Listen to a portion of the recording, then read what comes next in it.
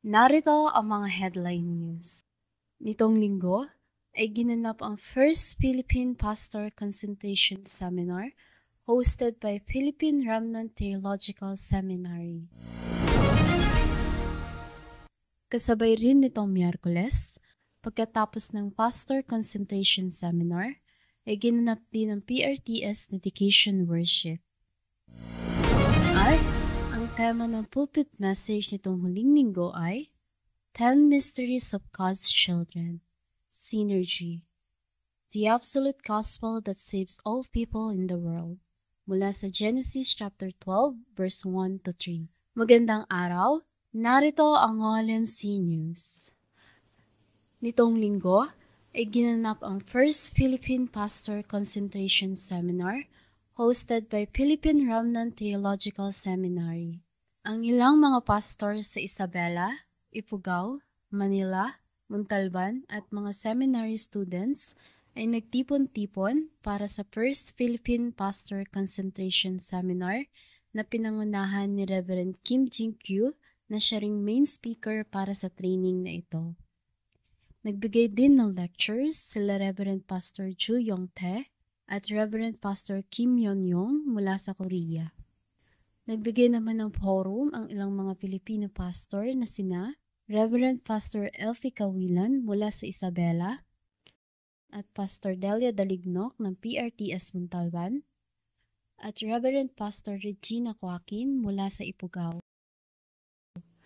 Pagkatapos ng mensahe ay nagkaroon din ng forum ang bawat team. Pumunta rin sa evangelism field ang mga attendees at sila ay hinati sa dalawang grupo. Ito ay ang grupo para sa field ng Wawa at grupo para sa field ng Maskap. Pagkatapos sa field ay nagbigay ang bawat representative ng kanilang forum. Samantala, kasabay rin nitong Miyerkules, pagkatapos ng Pastor Concentration Seminar sa umaga, ay ginanap din ang PRTS Dedication Worship sa hapon. Ang nagbigay ng mensahe ay si Reverend at binanggit nito ang prayer tungkol sa 7 Partisan, 7 Journey at 7 Guideposts dahil ito ay all answers, all solution at all response. Nagbigay rin ng congratulatory message si Reverend Ju Yong-tae at si Pastor Kim Yon-yong.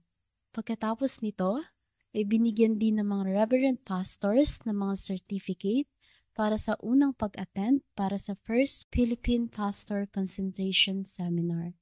Kasama dito ang mga assistant pastors, seminary students, at mga teachers na nakapag-attend sa nasabing seminar na ito.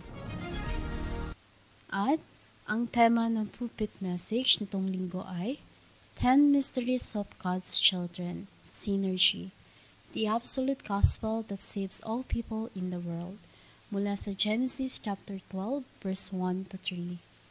Nitong huling linggo ay pinahayag sa pulpit message na dapat sirain ang libyatan na dala ni Satanas gamit ang Age of AI o ang Metaverse. Announcement. Mamayang hapon ay Port District Group Devotion Worship Offering.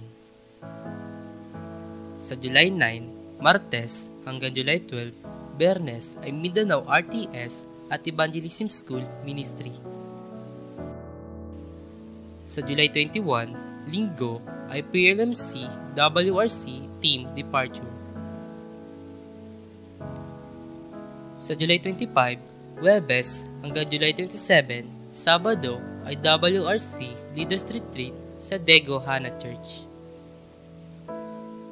At sa July 30, Miyerkules hanggang August 2, Bernes ay World Remnant Conference sa Ilsan, Quintex. Nawa, taglay ang Absolute Gospel ay maging synergy na tuloy-tuloy magligtas ng mga tao sa pamamagitan ng pagpapala ng 24 hours, 25 hours at eternal. At dito nagtatapos ang OLMC News. Maraming salamat.